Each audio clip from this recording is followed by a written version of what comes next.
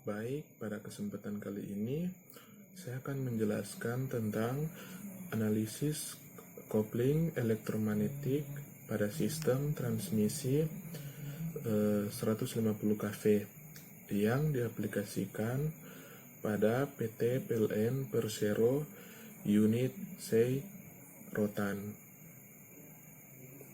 Penjelasannya, saluran transmisi adalah hal yang sangat diperlukan, di mana dalam menyalurkan daya listrik ke pusat-pusat beban. Saluran transmisi memiliki efisiensi transmisi. Maksud saya daya listrik yang tinggi adalah salah satu hal yang sangat penting dalam perencanaan pembangunan suatu sistem penyaluran daya. Kemudian pada sistem arus bolak-balik di mana itu terjadi rugi-rugi tegangan pada saluran transmisi, di mana parameter-parameternya yaitu induktansi, kapasitansi, dan resistansi. Adanya proses induksi pada suatu fasa maka akan muncul pada setiap fasa tegangan induksi, sehingga medan magnet terjadi. Bagaimanakah cara kopling terjadi pada saluran penghantar atau transmisi? Kopling elektromagnetik terjadi di permukaan luar antara saluran-saluran yang dialiri daya listrik.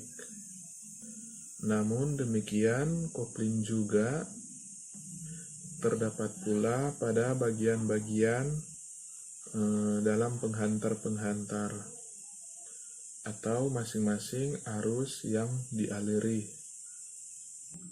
Diketahui flux internal dan flux eksternal adalah rangkaian pembentuk flux pada masing-masing saluran penghantar, sehingga pembahasan kopling dilandaskan oleh dua hal, yaitu flux gandeng internal dan flux gandeng eksternal. Kemudian untuk mendapatkan nilai yang tepat pada induktansi pada saluran, perlu diperhatikan pada flux tiap penghantar daya listrik.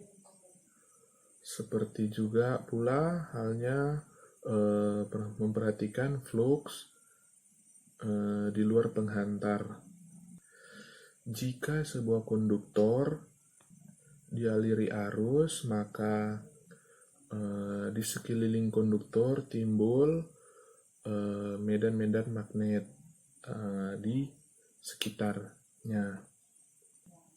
Kemudian terjadinya kopling atau peristiwa kopling elektromagnetik pada transmisi tegangan tinggi, timbulnya parameter induktansi dan reaktansi induktif pada saluran penghantar.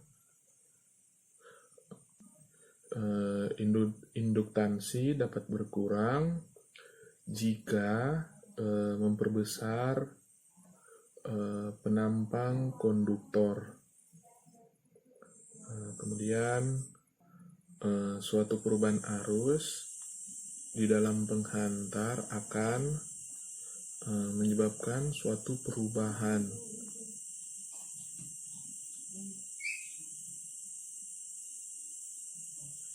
pada banyaknya garis flux.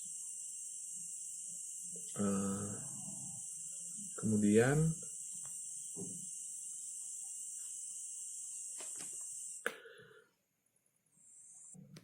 jika arus mengalir di suatu rangkaian listrik, beberapa sifat rangkaian juga itu bisa disebut medan magnet. Sekian penjelasan dari saya. Pastinya masih banyak kekurangan di dalam video saya. Mohon dimaklumi karena kurang pemahaman atau pembelajaran lebih. Terima kasih.